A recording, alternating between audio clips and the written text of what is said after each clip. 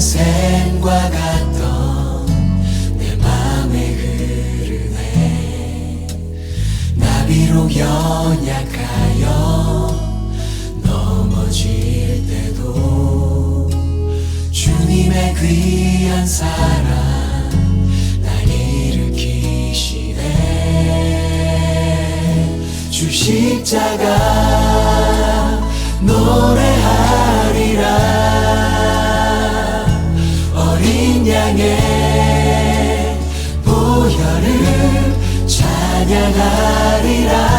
나 같은 자 위에 흘리신 그 사랑의 보혈을 찬양 드리리. 주 십자가.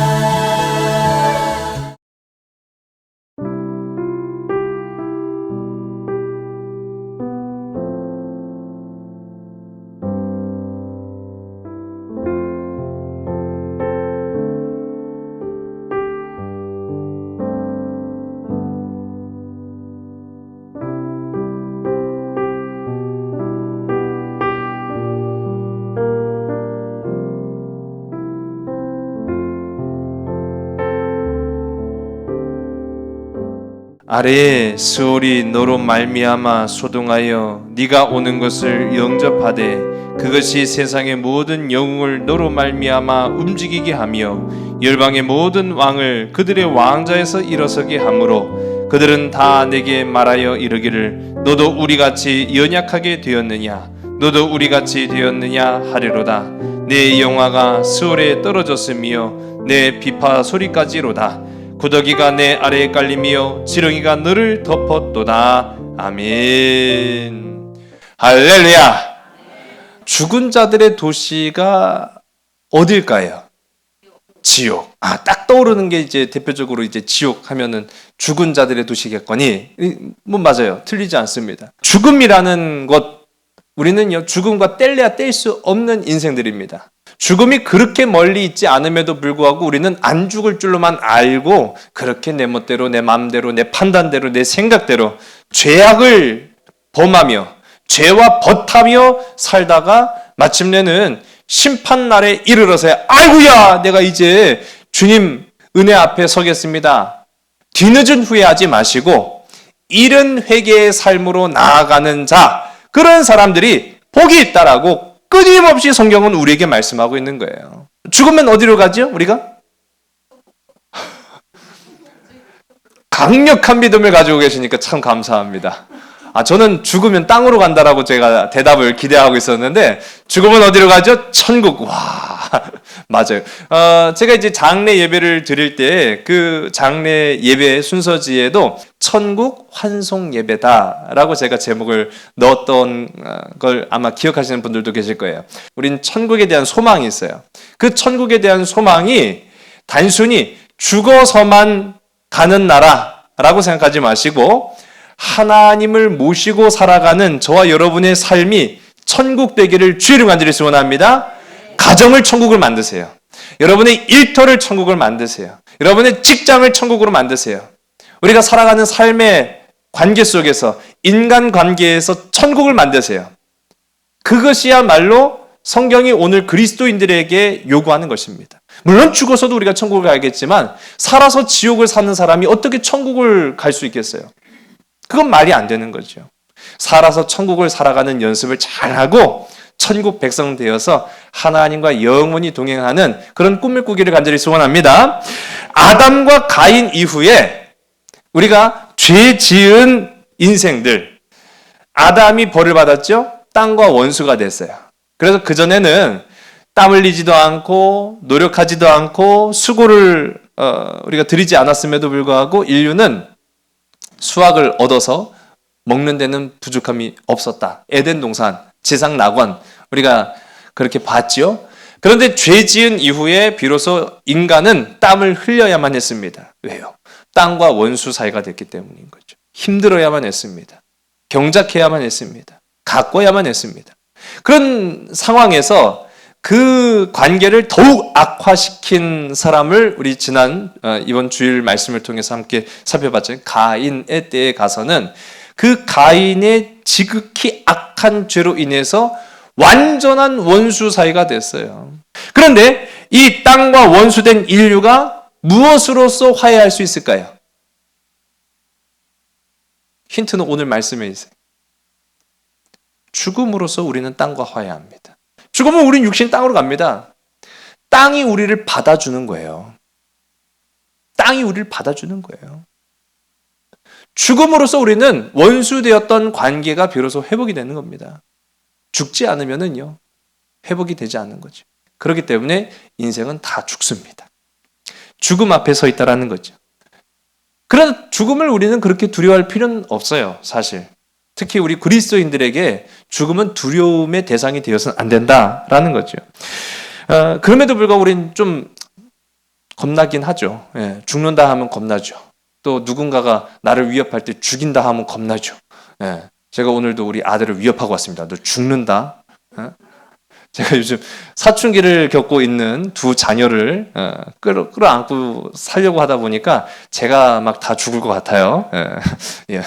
아마 다 경험을 해보신 분들이기 때문에 아실 거예요. 생각을 아무리 선하게 착하게 먹으려고 해도 저희 특히 고난주가 이제 나는 죽어야지. 내가 죽어야 돼. 내가 죽어야 돼. 그런데 그 상황에 딱 맞닥뜨리면 혈압이 막 올라가지고요. 제가 오늘도 제가 한마디 했어요. 너 죽는다. 선 넘지 마. 제가 그러고 있어요. 그러니까 정신이 조금 돌아오더라고요. 제가 그래서 이게 참 그러면 안 되는데 용서하세요. 목사도 그렇습니다. 그런 가운데 우리가 누군가를 위협하잖아요. 너 죽는다, 죽인다 그러면은 겁먹어요. 사실 그럴 일은 거의 없거든요. 네, 우리가 세상을 살아가면서 살인마를 만날 일이 몇 번이나 되면 안 되죠. 그런데도 불구하고 우리는요, 누군가가 나를 위협하면 겁먹어요, 위축돼요, 두려워요, 염려해요. 심지어는 죽인다란 말 안 해도 우리는 겁먹고 살아가잖아요.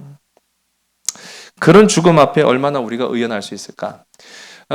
전 이건 이야기로만 들으시면 돼요.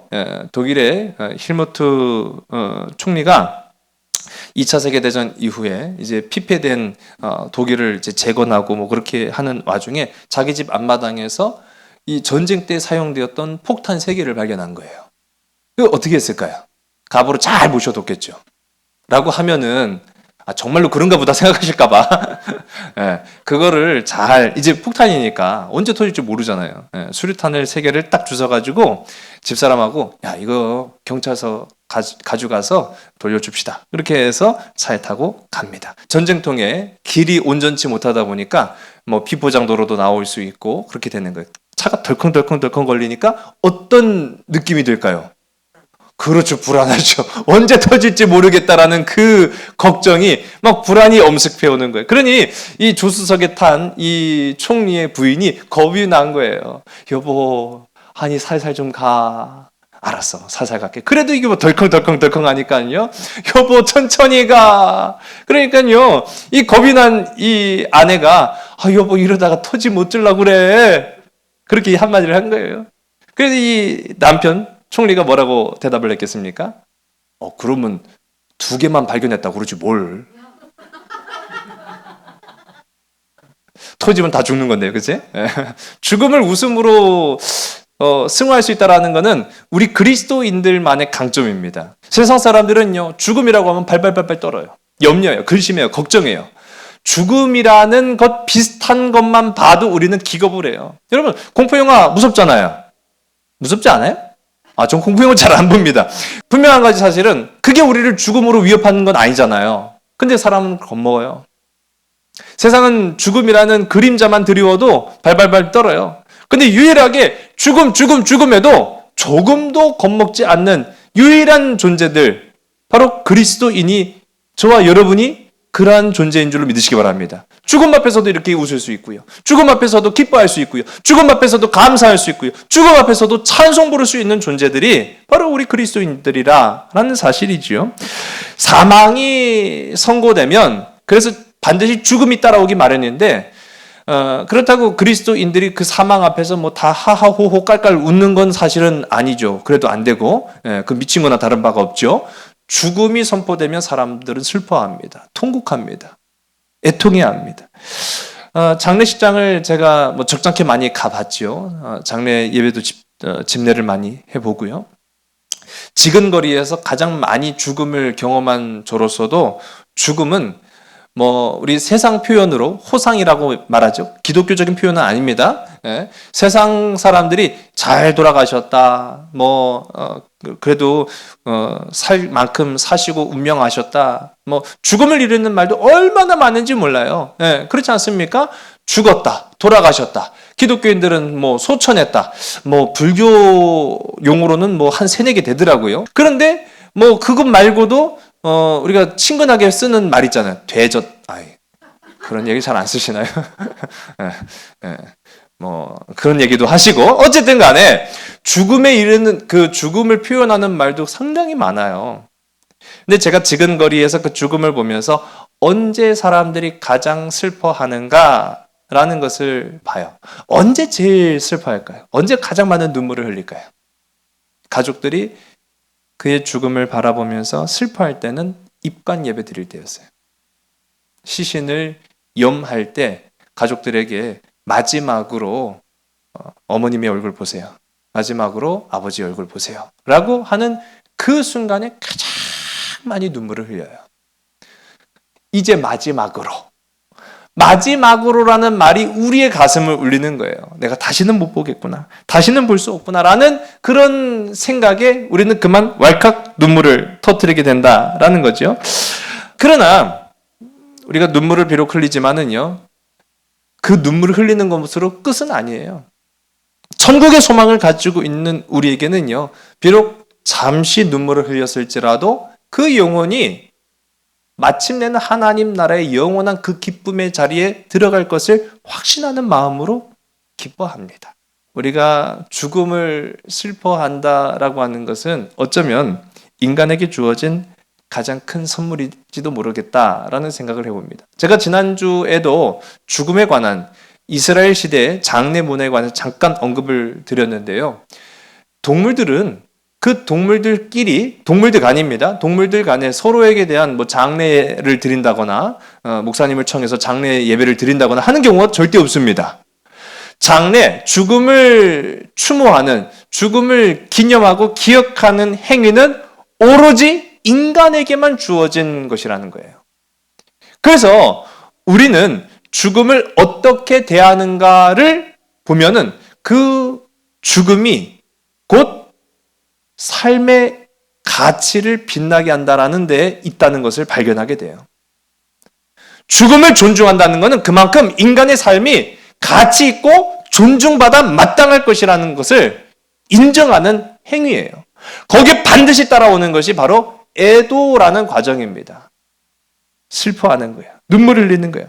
성경 가운데도 보면은 그런 애도의 과정과 장면들이 많이 나타나는 그런 모습들을 보게 됩니다.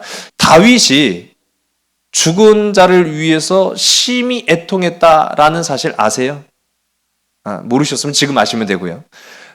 이 다윗이 죽은 자를 위해서 심히 애통이 울었는데 누구를 위해서 울었을까요? 압살롬은 나중에 나오고요. 물론 마찬가지. 우리가 그걸 인정하지 않을 수가 없어요. 비록 반역을 일으키고 나를 몰아내는 그런 배신자였지만은 자기 아들이었잖아요. 그리고 가장 사랑했던 아들 중에 하나이기도 했습니다. 그럴 수밖에 없었고요. 근데 이거는 그럴 수 없는 대상인데 슬퍼했어요. 사울 왕을 위해서 울었다는 거예요. 사울은 일단 다윗을 10수년 동안 잡아 죽이려고 눈에 불을 켜고 다녔던 원수였어요. 물론 장인이기도 했지만은요. 요즘은 제가 오늘 새벽에도 말씀드렸지만 가족이 제일 무서워요. 집에서 한 지붕 아래 사는 분들을 주의 깊게 잘 살펴보시기 바랍니다.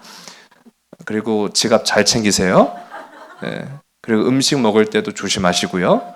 그럼에도 불구하고 이 사울이 전쟁터에서 죽습니다. 그래서 지난 시간 제가 살펴봤죠. 이스라엘의 장례 문화에서는 화장이라는 것은요, 아예 염두에 두지도 않았어요. 화장 자체를 인정하지 않습니다. 왜냐하면 가장 수치스러운 방법이기 때문이에요. 그런데 다급한 상황이다 보니까 이 가데스 바네아에서 이 사울 왕의 시신을 화장을 해요.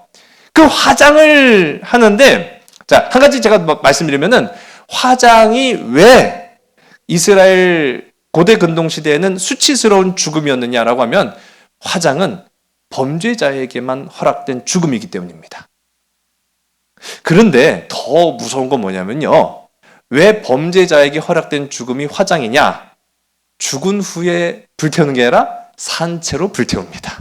사울이 죽었다라는 소식을 듣고 난 이후에 이 다윗이요, 이 고놈 새끼 잘 죽었네, 아주 그냥 10년 묵은 체정이 내려가는 것 같아 라고 하지 않고 이제 말씀을 좀 보겠습니다. 사무엘하 1장 11절과 12절의 말씀을 보겠습니다. 시작. 이에 다윗이 자기 옷을 잡아 찢음에 함께 있는 모든 사람도 그리하고 사울과 그의 아들 요나단과 여호와의 백성과 이스라엘 족속이 칼의 죽음으로 말미암아 저녁 때까지 슬퍼하며 울며 금식하니라. 아멘.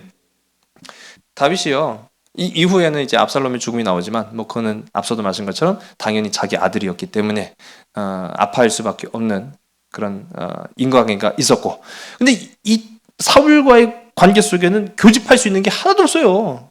이전에 뭐 장인과 사위의 관계였다라는 것 빼고는 아무것도 없어요. 그런데 이 다윗은요, 사울 왕의 죽음 앞에 자기 옷을 찢으며 모든 백성들과 함께 울면서 금식했다라고 하는 그런 애도의 장면이 성경 속에 나타나는 걸 봅니다. 여기에서 이 애도를 할 때에는 이 고대 근동 시대에 발달된 그 애도 문화가 있어요. 어떤 문화를 가지고 있느냐 하면은 베옷을 입습니다. 낙타 털로 만들었거나 아니면은 염소의 거친 털로 만든 옷이 베옷이라고 불러지는 옷이에요. 그러니까 뭐 우리가 아는 베옷과는 조금 차이가 있겠죠.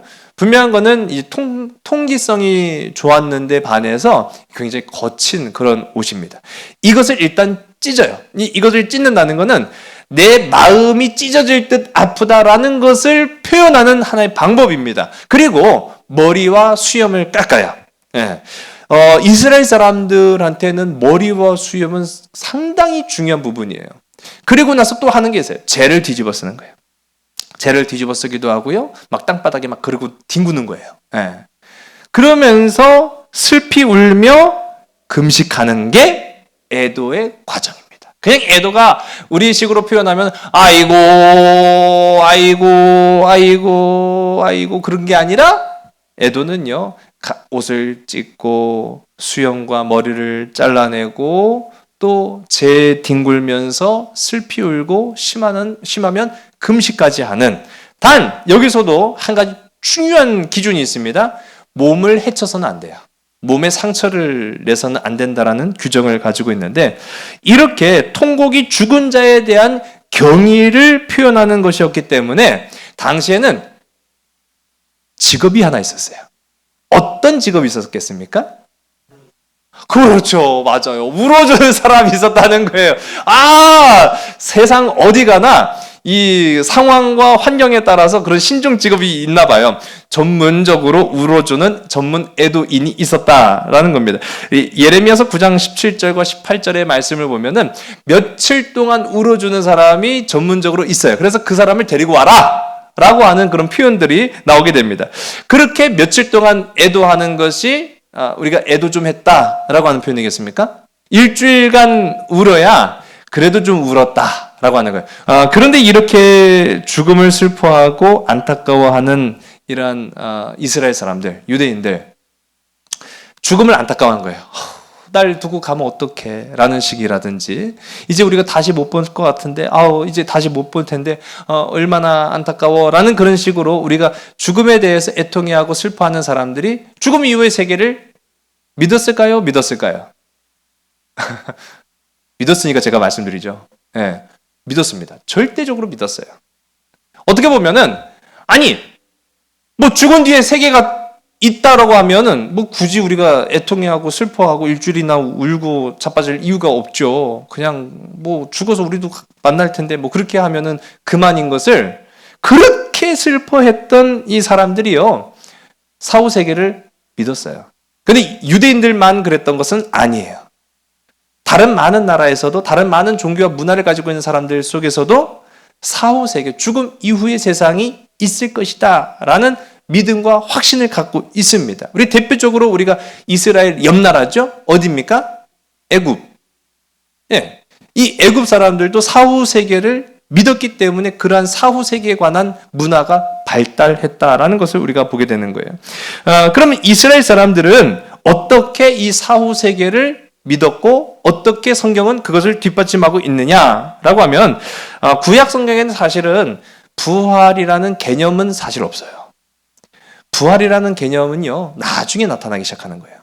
근데 그럼에도 불구하고 구약 성경에 부활을 언급한 3군데가 있습니다. 에스겔 골짜기 사건을 통해서 죽은 자가 다시 살아나는 사건에 관한 기록이 등장합니다. 에스겔서 37장 말씀 보면은 우리가 잘 아는 이 죽은 자들이 뼈가 맞춰지고 막 근육이 생기고 살이 덮여지고 그래서 살아나는 거예요.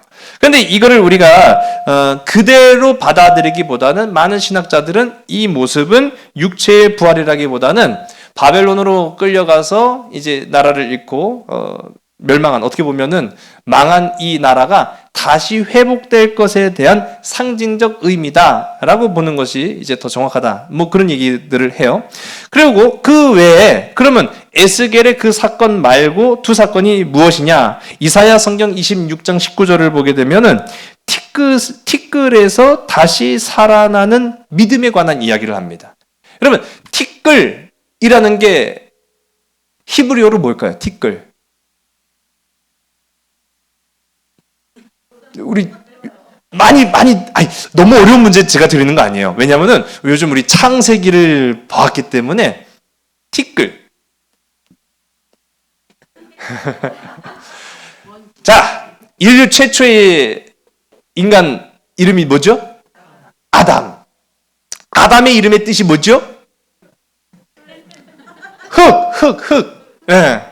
아담아라고 부릅니다. 아담아라고 하는 것에서 이제 우리가 아는 최초의 인간인 아담이 나타났어요. 근데 이 아담이라고 불리는 그 아담아라고 하는 말, 나중엔 이 아담아, 여기에서 또 에돔, 어디서 많이 들어본 얘기죠? 예. 이스라엘하고는 상극이지만, 이스라엘하고는 상극이에요. 그런데 이 에돔 족속이 나중에 이두메족이 되고 이두메족에서 이스라엘의 걸출한 임금이 나타나죠.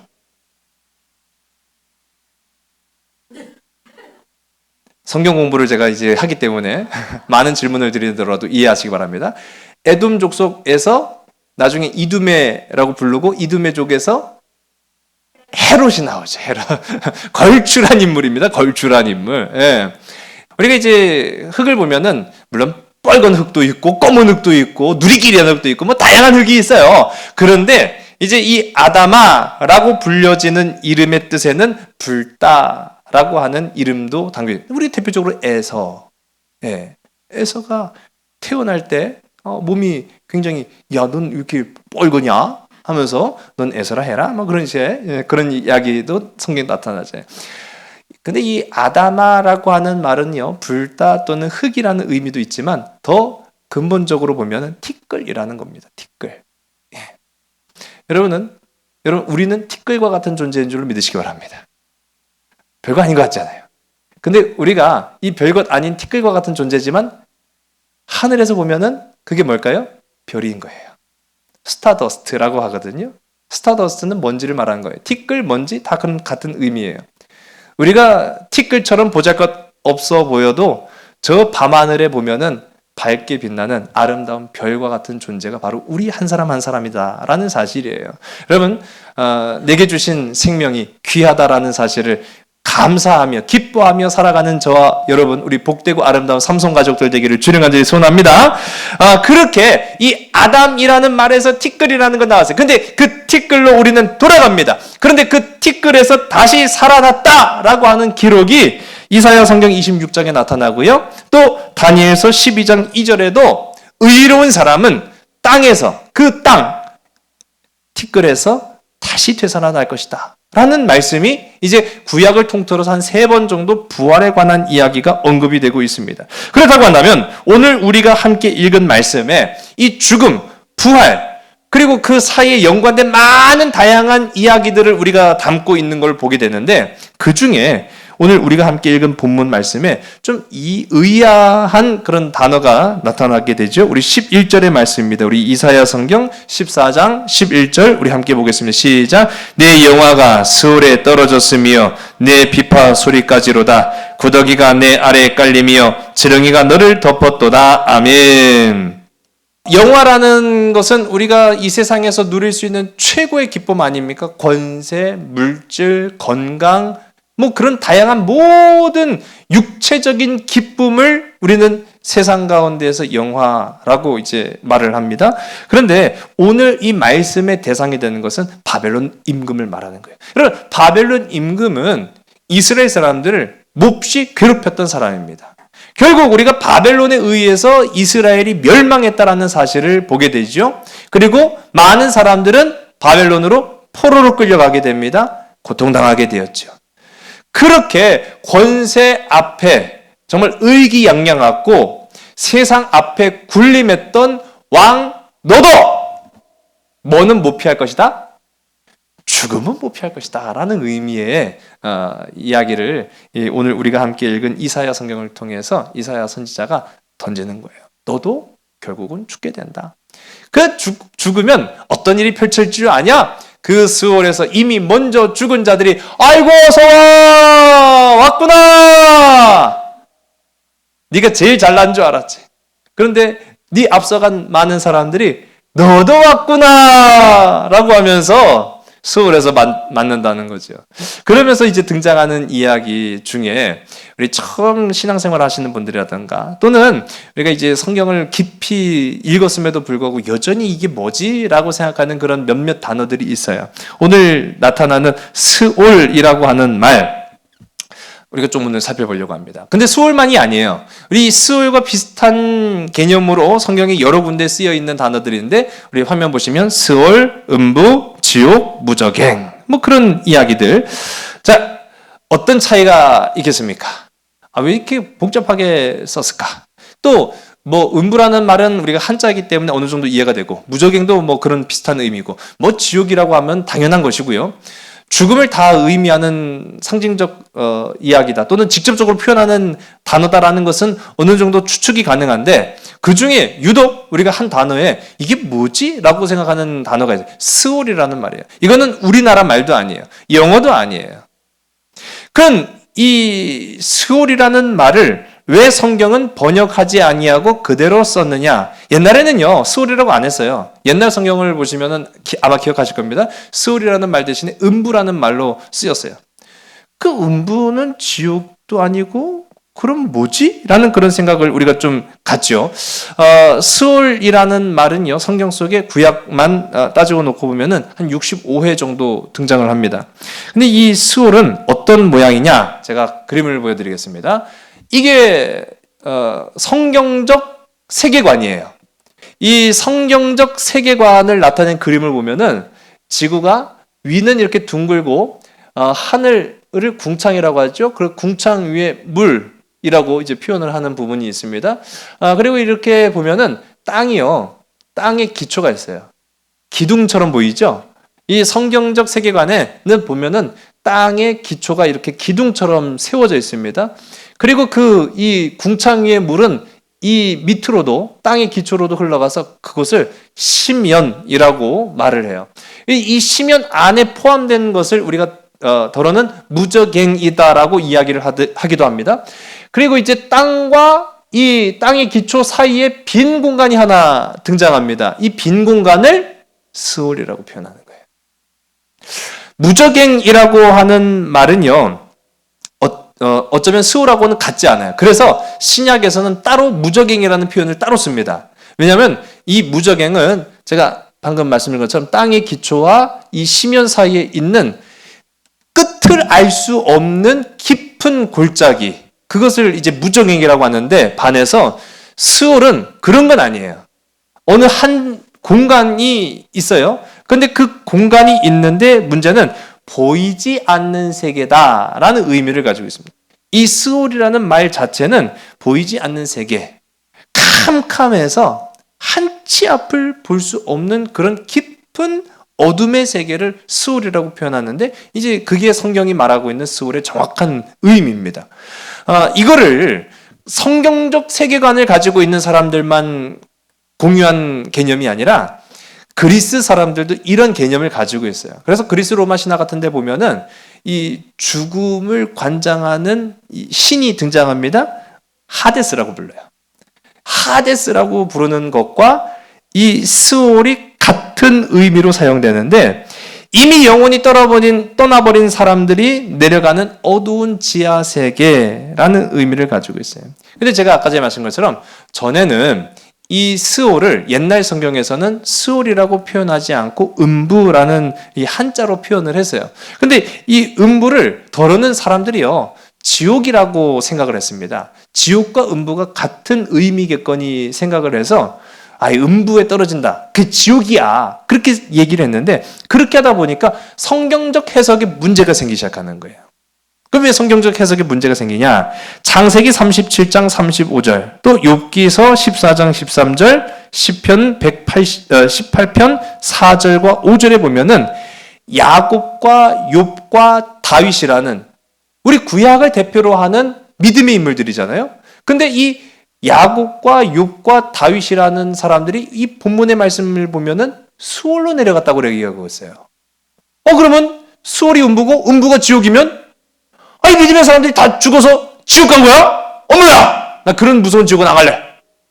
그렇게 되는 거예요. 그러니까 이게 성경을 연구를 하다 보니까 이 음부가 지옥이 아니구나. 그러면 더 정확한 표현으로 우리가 이 스올을 알아야겠구나라고 해서 그냥 스올을 번역하지 아니하고 스올은 스올이라고 이제 오늘날 우리가 보는 이 성경책은 그대로 나타나고 있어요. 그러니까 우리가 이 스올이라는 걸 알아야 된다고요. 스올은 단순한 지옥은 아니에요. 그렇다고 매우 긍정적인 공간도 아니에요.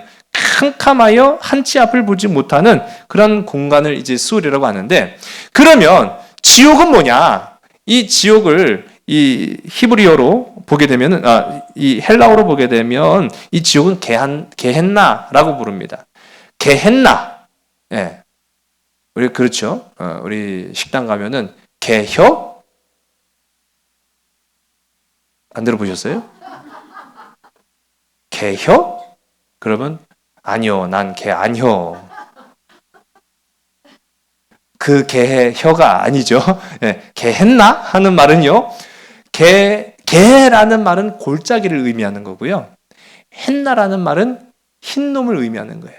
여러분, 성경에 흰놈 골짜기, 흰놈의 골짜기라고 하는 그런 명칭 들어보셨어요? 저는 그래서 어렸을 적에 흰놈 골짜기, 흰놈의 골짜기, 그러니까 뭔 허연 놈이 그냥 돌아다녀갖고 그냥 성경에 흰놈, 그럼 검은 놈은 너 또 누구야? 제가 그렇게 했거든요. 흰놈, 검은 놈 할 때 그 흰놈이 아니라 흰놈이라고 불리는 골짜기 이름이 있어요. 여기가 예루살렘 성전입니다. 예루살렘 성전이고요. 여기를 이제 성전으로 보고 여기엔 기드론 골짜기가 지나갑니다. 이 기드론 골짜기 맞은편에 감람산, 우리 주님이 겟세마네 언덕에서 기도하셨던 그 장소인 감람산과 예루살렘 성이 마주보고 있어요. 이 남쪽이죠. 예루살렘 남쪽. 이 예루살렘 남쪽에 있는 이 흰놈 골짜기를 우리가 아는 지옥이라고 부르는 거예요. 지옥. 제가 아까 전에도 말씀드렸지만은 죽어서만 가는 것이 천국 아닙니다. 우리가 살아서도 경험하는, 날마다 체험하고 경험하고 그 천국을 나누는 그리스도인이 돼야 되는데, 사는 우리의 삶, 가정과 일터는 맨날 싸우고 지지리 볶고 막 지옥처럼 살면서 입술로는 난 천국 가기를 원합니다. 할렐루야! 그러면 그런 사람은 이제 반드시 갈 곳이 정해져 있는 거죠. 그런 것처럼 지옥도 마찬가지예요. 지옥은 어떤 곳이냐라고 했을 때, 지옥은 하나님이 계시지 않는 그 모든 장소가 다 지옥이 될 수 있어요. 그래서 가정에 하나님이 계시지 않으면 그 가정이 지옥이 될 수 있고요. 일터가 하나님이 계시지 않으면 일터가 지옥이 될 수 있고요. 내 안에 하나님이 계시지 않으면 내 삶이 지옥이 될 수 있는 거예요. 그래서 우리는 이 고난의 기간을 통해서 십자가를 붙잡습니다. 십자가를 의지합니다. 하나님께 들어가기를 원하는 거예요. 그리고 하나님을 내 안에 모시기를 원하는 거예요. 그것이 우리의 그리스도인의 삶에 반드시 있어야 된다는 거죠. 그런데 이 게헨나라고 하는 말, 어떻게 보면 이게 지옥이에요? 어떻게? 이게 어떻게 지옥이에요? 여기는 실제로 존재하는 지명이거든요. 근데 여기를 왜 지옥이라고 불렀느냐 하면은 여기가 과거 아픔이 많은 장소입니다. 여기에서 역대하 28장 말씀을 보면 구약시대에 사륙이 이루어졌던 곳이에요. 이 몰록이라는 신을 섬기면서 이 흰놈 골짜기에서 인신제사, 사람을 죽여서 갖다 바치는 그런 행위를 했던 곳이 바로 이 흰놈 골짜기입니다. 그래서 여기는요, 많은 사람들의 애통함과 절규와 눈물과 부르짖음이 있는 것이 바로 이 흰놈 골짜기예요. 그러니까 그곳 근처도 안 가요. 끔찍하니까요. 자식을 죽여갖고 바친 그 언덕이라고요. 거기를 볼 때마다 드는 생각이 뭐겠어요? 저게 지옥이지 뭐가 지옥이야. 저게 지옥이지. 자식 새끼를 죽여가지고 피 흘린 그곳이 지옥이 아니고 어디가 지옥이겠습니까? 그러니까 그때부터 이스라엘 사람들한테는 흰눈 골짜기는 곧 지옥, 그런 공식이 성립이 된 거예요. 여러분, 이 말이 무슨 말이겠습니까? 죽어서만 가는 것이 지옥이 아니에요. 살아서도 내 안에 하나님 안 계시면은요, 지옥이 되고요. 그 가정이요, 지옥이 되는 거고요. 일터가 지옥이 될 수 있다는 사실이에요. 그러면서 이러한 게헨나, 지옥을 우리가 벗어날 수 있는 유일한 방법은 하나님 나라 백성으로 살아가는 것 외에는 없다라는 사실입니다. 이 고난의 주간, 부활의 소망을 확실히 붙잡고 나아갈 수 있는 저와 여러분 되기를 주님 간절히 소원합니다. 그래서 우리는 부활의 소망을 했는데, 그럼 부활을 하기 위해서는 죽음을 이기게 된단 말이에요. 죽음을 이기지 않고는 부활로 갈 수 없는 거죠. 그러면 죽음은 하나님의 주권이 미치는가 미치지 못하는가라는 그런 궁금증을 안게 됩니다. 죽음까지도 하나님의 주권이 미치는 공간이다라는 것을 우리가 알아야 돼요. 우리는 이 죽음에 관한 이야기가 아닙니다. 제가 드리는 말씀은 죽음에 관한 이야기가 아니라 부활에 관한 이야기라는 거예요. 이스라엘 사람들이 죽음을 애통하고 애도하는 그런 모든 문화 가운데에는 죽음을 초월하는 세계가 분명히 존재한다는 것이 있었기 때문이라는 거고요. 오늘 우리에게는 부활의 신앙이 반드시 있다는 것을 믿기 때문이다라는 사실이에요. 삶도 있습니다. 죽음도 있습니다. 수월도 있습니다. 지옥도 있습니다. 천국도 있습니다. 그러나 부활이 있다는 사실을 기억하는 여러분 되시기 바랍니다. 사무엘상 22장 우리 6절의 말씀이에요. 우리 사무엘상 우리 2장 6절 우리 함께 읽습니다. 시작. 여호와는 죽이기도 하시고 살리기도 하시며 수월에 내리기도 하시고 거기에서 올리기도 하시는도다. 아멘.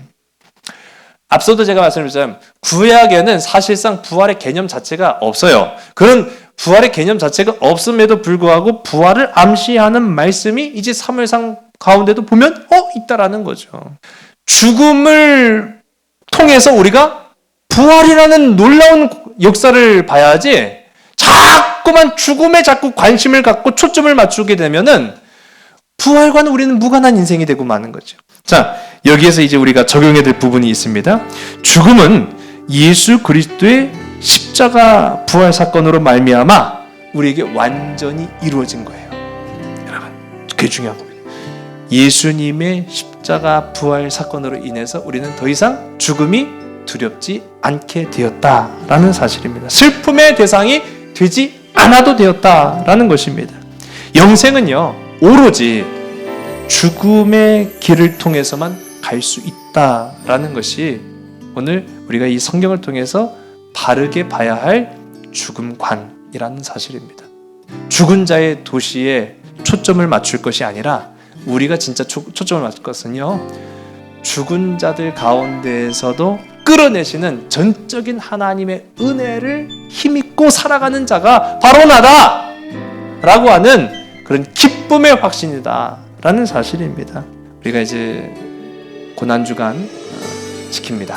고난주간 통해서 날 위해 죽으셨고 날 위해 다시 살아나신, 그래서 죽음을 이기신 귀하고 아름다운 생명의 빛이 되신 주님 앞에 이제 내가 죽겠습니다. 그 고백인 거예요. 진짜 중요한 결단은 바로 그 고백이 이루어져야 돼요. 나를 위해 죽으신 주님 앞에 이제 내가 죽겠습니다. 육체의 죽음만이 아니라 내가 모든 부분에 있어서 배려하고 양보하고 이해하고 용서하고 사랑하며 죽겠습니다. 주님, 나를 철저히 죽음 가운데에서 하나님의 놀라운 영광의 승리인 생명으로 이끌어 주시옵소서. 여러분, 여러분의 생명을 이끄시는 분은 여러분 자신이 아니라 오늘 우리가 함께 읽은 말씀처럼 하나님이 이끄신다라는 사실을 기억하는 자가 부활의 영광을 맛보는 자다라는 것, 오늘 이 하루도 또 남은 3일 동안도 기억하시면서 부활의 주님, 부활의 영광 그 가운데에 나아가는 우리 소망의 그리스도인들이 다 되시기를 주 이름 간절히 소원합니다. 기도하시겠습니다. 아버지 하나님, 죽음은 누구도 피할 수 없는 사망의 깊은 골짜기이요, 성경이 말한 것처럼 수월과 음부와 무적행과 같습니다. 분명한 한 가지 사실은 부활을 통하여서만 우리가 다시 하나님의 영광의 나라를 갈 수 있다는 사실, 그래서 그 부활을 기억하기 위해서 나 자신이 먼저 죽어야 된다라는 그 사실, 오늘 말씀을 통해서 깨닫고 또 우리의 삶을 통해서 주님을 모신 천국과 같은 삶, 천국과 같은 가정, 천국과 같은 인생의 걸음들이 다 되게 인도하여 주시옵소서. 모든 것을 주께 온전히 의탁하오며 사랑 많으신 예수 그리스도의 이름으로 감사하며 간절히 기도드렸사옵나이다. 아멘.